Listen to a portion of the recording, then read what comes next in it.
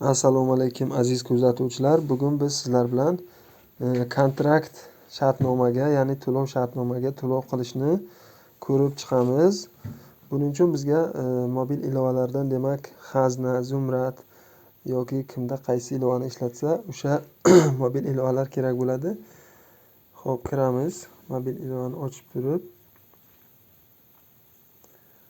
xo'p, kiramiz va bu yerda to'lovlar degan bo'limga o'tamiz.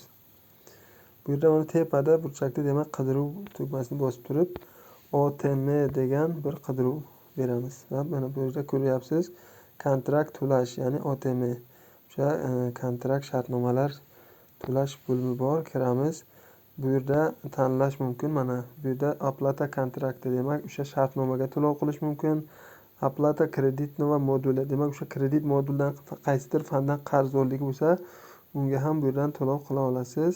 Va uchinchisi oplata za общежитие, demak bu o'sha yotoqxonaning oylik to'lovlarini ham shu yerda to'lov qilsangiz bo'ladi. Bizga kerakligi hozir oplata kontraktini bosamiz.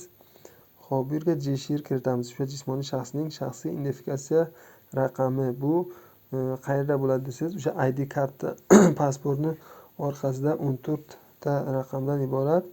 O'shani ko'rib yozamiz. Xo'p, bu yerda mana yozganimizdan keyin keyingisini bosamiz.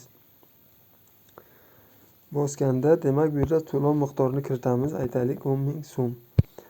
10 ming so'm bosamiz va mana bu yerda to'lov tafsilotlari degan tugma bor pastda. Bosamiz.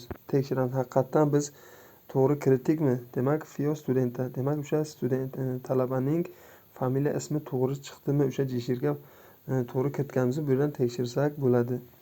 Va mana pastda qaysi oliygohda OTMda o'qishi ham kelib chiqadi. Farg'ona davlat texnika universiteti. Va mana qolgan qarzdorlikni ham bu yerda tekshirsa bo'ladi. Yana qancha to'lov qilish kerakligini.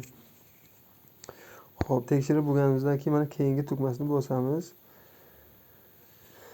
Keyingi tugmasini bosganda mana to'lash degan tugmani bosamiz. Bosganimizda mana bu yerda to'lov amalga oshirildi.